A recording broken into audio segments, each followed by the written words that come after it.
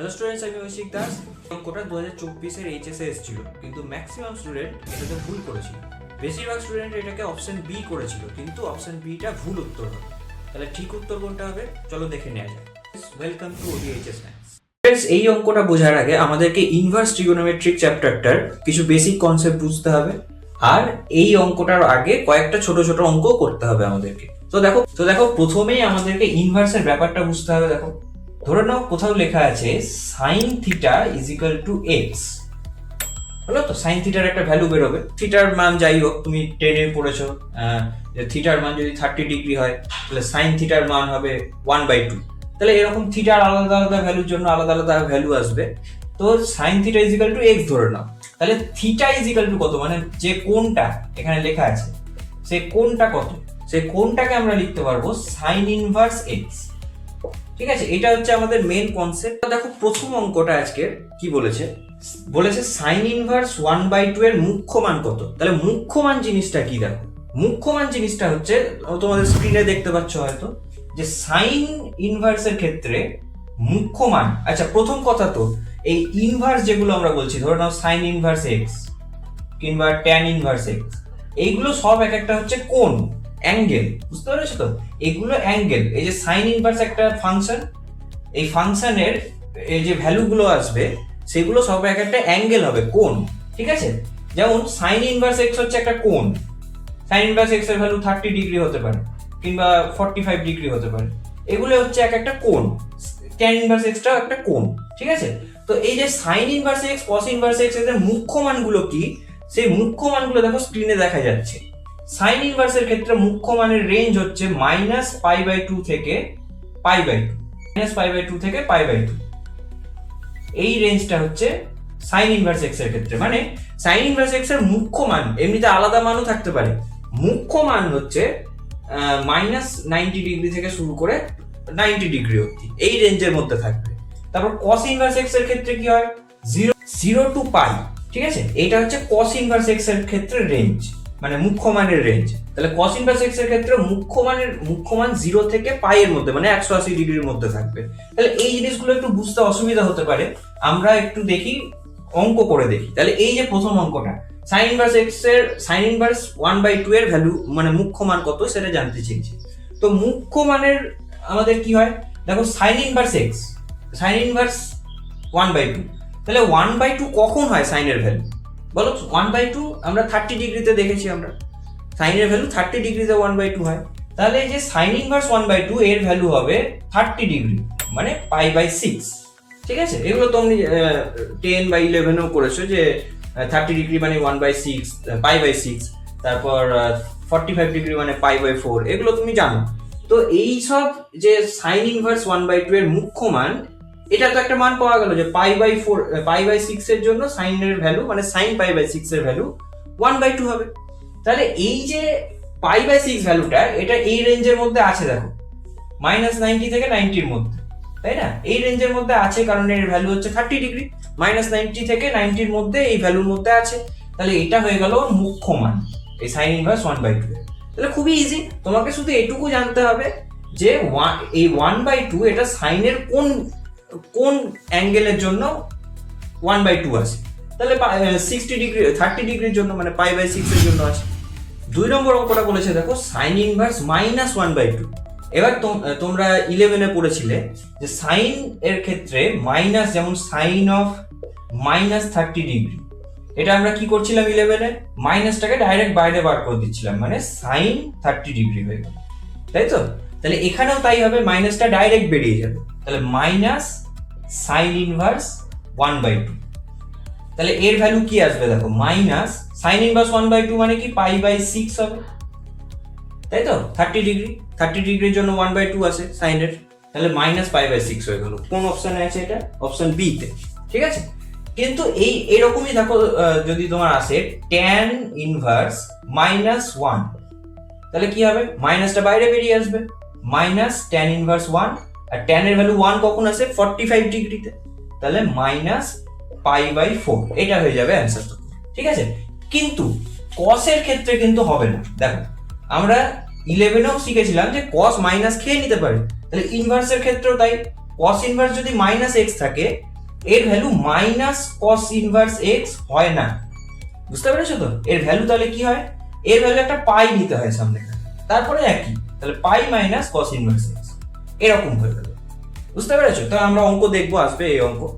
তার আগে এই অঙ্কটা দেখো, cos ইনভার্স 1/√2, এর ভ্যালু তো জানো 1/√2 কখন হয়? 45 ডিগ্রিতে। cos 45 মানে 1/√2, তাহলে এটা 45 ডিগ্রি হবে, মানে π/4। এইটাই অ্যান্সার হয়ে গেল, খুবই ইজি ছিল। পরেরটা বলেছে cos ইনভার্স -√3/2, এর ভ্যালু কি হবে? দেখো cos ইনভার্স -√3/, মাইনাস থাকলে আমি এক্ষুনি ফর্মুলা বললাম, cos এর ক্ষেত্রে মাইনাস থাকলে পাই মাইনাস cos ইনভার্স এইটা হয়ে যায়, তাই তো? খুবই ইজি। তাহলে দেখো পাই মাইনাস cos ইনভার্স √3/2 কখন হয়? cos এর ভ্যালু cos 30 ডিগ্রিতে, তাই? তার মানে π/6, তাহলে π/6 হয়ে গেল এটা। এবার তাহলে পাই মাইনাস π/6, এটা তো লসাগু যেভাবে করে, মানে ভগ্নাংশের বিয়োগ যেভাবে করে, তাহলে 5π/6 হয়ে গেল অ্যান্সার। এটা অপশন সি হবে। একইভাবে দেখো, যেহেতু cos এর উল্টো হচ্ছে sec, তাহলে sec ইনভার্স মাইনাস এক্সটাও পাই মাইনাস sec ইনভার্স এক্স হবে, হলো তো? আবার cot এর ক্ষেত্রেও দেখো এই রুলটা অ্যাপ্লাই হবে, মানে cot ইনভার্স মাইনাস এক্স সমানও পাই মাইনাস cot ইনভার্স এক্স হবে। আর তাছাড়া বাদ বাকি যেগুলো আছে, যেমন tan inverse, sin inverse, cosec inverse, ওগুলোতে মাইনাসটা ডাইরেক্ট বেরিয়ে চলে আসবে, পাই লাগে। ঠিক আছে? তো এরপরে 5 নম্বর অঙ্কটা দেখো, তোমাদের হোমওয়ার্ক থাকবে, তোমরা করো, দিয়ে অ্যান্সার কোনটা হচ্ছে সেটা অপশনে জানো, মানে 5 নাম্বার দিয়ে অপশন কোনটা হচ্ছে সেটা লিখে দিলেই হবে কমেন্টে। ঠিক আছে? এরপরে 6 থেকে দেখো আমাদের নতুন টাইপ শুরু হবে। নতুন টাইপটা কি? Sine of sine inverse. প্রথম অঙ্কটা দেখো, sine of sine inverse X. দেখো প্রথম কথা তো আমাদেরকে মনে রাখতে হবে যে সাইন আর সাইন ইনভার্স এই দুটো যেখানেই একসঙ্গে থাকবে, দুটোকেই আমি উঠিয়ে দিতে পারবো। ঠিক আছে? খুবই সিম্পল জিনিস, এটার অ্যান্সার এক্স হয়ে যাবে। ঠিক আছে তো? তাহলে এর পরের অঙ্ক যেটা বলেছে, সেটা বলেছে সাইন অফ সাইন ইনভার্স 1/2। তাহলে এটা তো তোমাকে কিছুই করার দরকার নেই, তুমি জানো যে সাইন আর সাইন ইনভার্স দুটোই উঠে যাবে, 1/2 অ্যান্সার হয়ে যাবে। ঠিক আছে? খুবই সিম্পল জিনিস।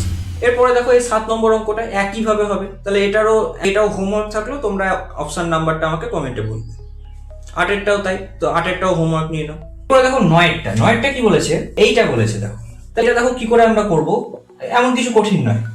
tan ইনভার্স 1/√3টাকে ভ্যালু বসাবো প্রথমে। ভ্যালু কি হবে? tan ইনভার্স 1/√3, tan এর ভ্যালু কখন 1/√3 হয়? 30 ডিগ্রিতে, মানে π/6। তাহলে খুবই সিম্পল হয়ে গেল, এইটার জায়গায় π/6 বসিয়ে দিলাম। দেখো sin π/6 মানে sin 30 ডিগ্রি, ভ্যালু হচ্ছে 1/2। কিন্তু দেখো এই অঙ্কটাতে যেহেতু tan ইনভার্স 1/√3 ভ্যালু আমরা জানতাম, তাই খুবই সিম্পল হয়ে গেল। কিন্তু এমন যদি সংখ্যা দেয় যে ভ্যালুটাই না জানি, সেটা দেখো পরের অঙ্কটাতে আছে। এই অঙ্কটা দেখো, tan ইনভার্স 4/3 এর ভ্যালু আমরা জানি না, কারণ tan ইনভার্সের কোন ভ্যালুটা 4/3 হয় সেটাই জানি না আমরা। তাহলে এই টাইপের অঙ্ক আমরা কি করে করব? তখন দেখো আমাদেরকে ছবি এঁকে করতে হবে। এটা দেখো ইন্টারচেঞ্জ করারও ফর্মুলা আমি বলছি, দেখো এটা ভুলে যাও, এখন কসটা আছে। এবার দেখো tan ইনভার্স 4/3 কে অন্য কিছুতে কি করে নিয়ে যাবো? tan ইনভার্স 4/3 মানে প্রথমে তো ছবি আঁকবো, এরকম করে একটা সমকোণী ত্রিভুজের ছবি আঁকবো। এটাকে লম্ব বলে, এটাকে ভূমি বলে, আর এটাকে অতিভুজ বলে, তোমরা জানো এটা। তো tan মানে কি? tan মানে হচ্ছে লম্ব বাই ভূমি, তাই না? তাহলে লম্বর জায়গায় 4 আছে দেখো, আর ভূমির জায়গায় 3 আছে। আমি তোমাদেরকে শর্টকাট নিয়মটা বলছি, এছাড়া আমাদের ফর্মুলা আছে, ফর্মুলা আলাদা আলাদা আছে, ফর্মুলাগুলো অত মনে রাখার দরকার নেই, এটাতে ছবি এঁকেই করা যাবে। ঠিক আছে? দেখো তাহলে এটা লম্ব বাই ভূমি হয়, তাহলে লম্বটার জায়গায় 4 আছে আর ভূমির জায়গায় 3 আছে। তাহলে অতিভুজ কি করে বার করবো? পিথাগোরাসের সূত্র দিয়ে। পিথাগোরাসের সূত্রটা কি বলেছে? √, লম্ব স্কোয়ার মানে 4 স্কোয়ার হবে এখানে, প্লাস ভূমি স্কোয়ার মানে 3 স্কোয়ার হবে এখানে, তাই তো? তাহলে √, দিয়ে দেখো 16 + 9 আসছে, মানে √25, আর √25 মানে 5। তাহলে দেখো এর ভ্যালু, মানে অতিভুজটার ভ্যালু 5 হয়ে গেল। তাহলে আমাদের এখান থেকে যা যা দরকার, মানে যেখানে যাওয়ার দরকার সেখানেই যেতে পারবো। দেখো সাইন ইনভার্স কত লেখা যাবে? সাইন মানে হচ্ছে লম্ব বাই অতিভুজ, তাহলে 4/5 লেখা যাবে। আবার একে যদি আমাকে কস ইনভার্সে নিয়ে যেতে হয় সেটাও পারবো। দেখো কস ইনভার্স ভূমি বাই অতিভুজ হয়, তাহলে 3/5 হবে। মানে tan ইনভার্স থেকে আমি অন্য সব কিছুতেই যেতে পারবো ছবি এঁকে। ফর্মুলা দিয়েও যেতে পারবো, কিন্তু ফর্মুলা দিয়ে অত মনে রাখার দরকার নেই, ছবি এঁকে পারবে তুমি। যদি ধরে নাও আমাদেরকে কোসেকে যেতে বলে, কোসেক ইনভার্স, তাহলে কোসেক ইনভার্সে যেতে গেলে কি করব? কোসেক মানে হচ্ছে অতিভুজ বাই লম্ব, তার মানে 5/4 হবে। ঠিক আছে? তো আমরা এবার ফিরছি এই অঙ্কটাতে, যেটা আমরা দেখছিলাম আর কি। cos of tan inverse 4/3। আমাদের যদি এরকম থাকতো দেখো cos of cos inverse 4/3, তাহলে আমরা ডাইরেক্ট এটাকে 4/3 বলে দিতে পারতাম। তুমি জানো যে দুটো একসঙ্গে থাকলে দুটোই উঠে যাবে, ঠিক আছে? তাহলে এখানে তো তা নয়, tan ইনভার্স আছে, তাহলে tan ইনভার্সটাকে আমরা cos ইনভার্সে নিয়ে যাব, তাহলে তুলতে পারবো দুটোকে, তাই না? তাহলে আমরা tan ইনভার্সকে cos ইনভার্স নিয়ে যাব, ছবিটা এঁকেছি। তাহলে cos ইনভার্সে নিয়ে যেতে গেলে কি হবে? cos ইনভার্স দিয়ে দেখো ভূমি বাই অতিভুজ হয় cosটা, তাহলে 3/5 হয়ে গেল। এবার দেখো cos আর cos ইনভার্স দুটোকে আমি তুলে দিতে পারবো, দিয়ে 3/5 অ্যান্সার হয়ে যাবে, ঠিক আছে? এইভাবে ছবি এঁকে আমরা এই টাইপের অঙ্কগুলো করবো। এর আগের অঙ্কটা মানে 9 অঙ্কটাও এইভাবেও করা যেত কিন্তু, হ্যাঁ। আর দেখো 11 অঙ্কটা যেটা আছে সেটা তোমরা হোমওয়ার্ক নাও, ওটা বাড়িতে চেষ্টা করবে একইভাবে হবে। তো স্টুডেন্টস, এর পরের যে টাইপটা আছে সেটা এরকম থাকবে, sign inverse sign of x. এবার এটা কি হবে দেখো, একই ব্যাপার, সাইন আর সাইন ইনভার্স দুটোই যদি একসাথে থাকে দুটোই উঠে যাবে, দিয়ে এই ভ্যালুটা হয়ে যাবে, মানে এক্স হয়ে যাবে অ্যান্সার, ঠিক আছে? তো আমরা দেখি অঙ্কগুলো। 12 অঙ্কটা দেখো, 12 অঙ্কটা কি বলেছে, সাইন ইনভার্স সাইন π/3, তাহলে দুটোই উঠে যাবে, সাইন ইনভার্স সাইন দিয়ে π/3 অ্যান্সার হয়ে যাবে। খুবই সিম্পল জিনিস, এটা খুবই সিম্পল অঙ্ক। এর পরেরটা দেখো, পরেরটা 13টা আছে, একই ভাবে করতে হবে, cos ইনভার্স দুটোই উঠে যাবে, তাহলে অ্যান্সার কত হচ্ছে এটা হোমওয়ার্কই নাও, অ্যান্সার কত হচ্ছে সেটা অপশনে জানাবে। এরপরে দেখো এই অঙ্কটা আসছে, এইটাই আমরা প্রথমে নিয়েছিলাম, দিয়ে বলেছিলাম যে কনসেপ্ট বোঝার পর এটা করিয়ে দেবো। তো এই অঙ্কটা দেখো এবার করবো আমরা। এটা 2024-এ এসেছিল এইচএস এ, আর ম্যাক্সিমাম স্টুডেন্ট ভুল করেছিল এটাতে। এই অঙ্কটাতে দেখো যদি এই নিয়মে চলা যায়, যেটা এই অঙ্কটা যে নিয়মে করলাম সেই নিয়মে যদি করা যায়, তাহলে সাইন ইনভার্স সাইন দুটোই উঠে যাবে, দিয়ে অ্যান্সার 5π/6 হয়ে যাওয়ার কথা, কিন্তু এটা ভুল উত্তর। বুঝতে পেরেছো তো? তাহলে ঠিক উত্তরটা কি হবে দেখো, এটা কেন ভুল উত্তর হলো তার আগে বুঝতে হবে। কারণ দেখো এই ভ্যালুটা সাইনের মুখ্য মানের মধ্যে পড়ছে না, সাইন ইনভার্সের মুখ্য মানের মধ্যে কিন্তু পড়ছে না। যে ছকটা দিয়েছিলাম সেটা আরেকবার স্ক্রিনে আসছে দেখো, এটাতে কি ছিল, -π/2 থেকে π/2 এর মধ্যে থাকতে হবে এই সাইনের এই থিটার ভ্যালুটা, তাই না? কিন্তু এখানে দেখো 5π/6, -π/2 মানে কি -90 ডিগ্রি, আর π/2 মানে +90 ডিগ্রি। তাহলে এইটা যদি আমি কোয়াড্রেন্ট আঁকি, এখানে -90 ডিগ্রি হয় আর এখানে +90 ডিগ্রি হয়, এই রেঞ্জের মধ্যে থাকতে হবে। তো এই রেঞ্জের মধ্যে নাই দেখো, এটা যদি আমি পায়ের জায়গায় 180 বসাই তাহলে কত আসছে, 3×6=18 হয়। তাহলে দেখো 150 ডিগ্রি হয়ে যাচ্ছে, এটা 90 ডিগ্রির থেকে বেশি, তাই না? তাহলে এই রেঞ্জের মধ্যে থাকছে না, ওই জন্য যদি আমি 5π/6 বসিয়ে দিই অ্যান্সারটা, তাহলে অ্যান্সার ভুল হবে। তাহলে ঠিক কি করে হবে? ঠিক হবে দেখো, আমরা যদি এটাকে ক্লাস 11 এর মতো ভ্যালু বার করার চেষ্টা করি। কি রকম, 5π/6 এটাকে কি লেখা যায়, সাইন 5π/6, এটাকে লিখতে পারবো আমরা সাইন 6π - π/6। দেখো 5π কে 6π - π লেখা যায়। তাহলে যদি আমি আলাদা করে দিই, এটা বাই এটা মাইনাস এটা বাই এটা করে দিই, আলাদা করে দিই, তাহলে কি হবে, সাইন অফ 6π/6 - π/6। 6π কেটে যাচ্ছে, তাহলে দেখো সাইন অফ π - π/6, এইটা শেষ পর্যন্ত দাঁড়ালো।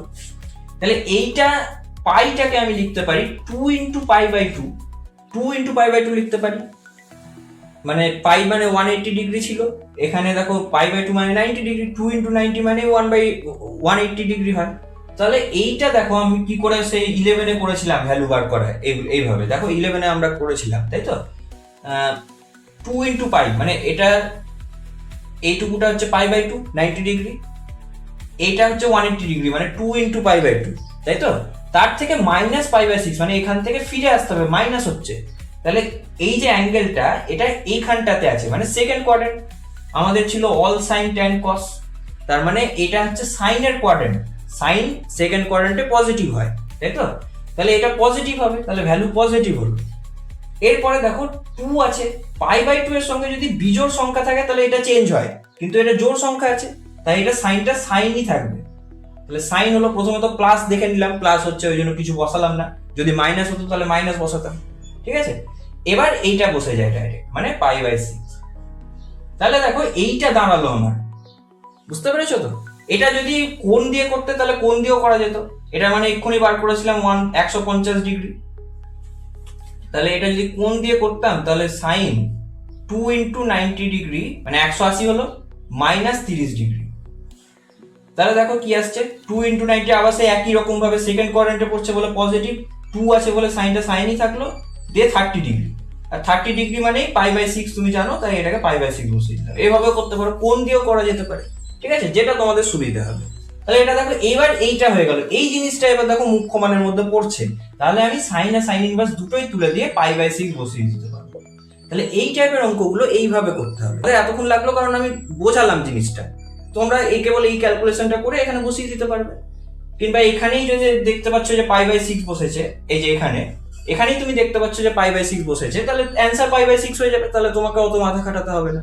তাহলে স্টুডেন্টস এই অঙ্কটা π/6 অ্যান্সার হবে, এটা 5π/6 অ্যান্সার হবে না। ম্যাক্সিমাম স্টুডেন্ট 5π/6 অ্যান্সার করে চলে আসে, এটা সাবধানে থাকতে হবে। স্টুডেন্টস দেখো এই 15 অঙ্কটা এই একই ভাবে হবে, এটাও হোমওয়ার্ক নিয়ে নাও, দিয়ে অ্যান্সারটা আমাকে বলো কমেন্টে। 16 অঙ্কটাও একই রকম ভাবে হবে, তাহলে এটাও হোমওয়ার্ক নিয়ে নাও, ঠিক আছে। তো স্টুডেন্টস এই ভিডিওটা আজকে এই পর্যন্তই থাকলো। ট্রিগোনোমেট্রিক ইনভার্সের কনসেপ্ট এখনো শেষ হয়নি। ট্রিগোনোমেট্রিক ইনভার্সের সেকেন্ড পার্টটা আমরা খুব তাড়াতাড়ি এই সপ্তাহের মধ্যে নিয়ে আসার চেষ্টা করছি। তো দেখা হচ্ছে পরের ভিডিওতে।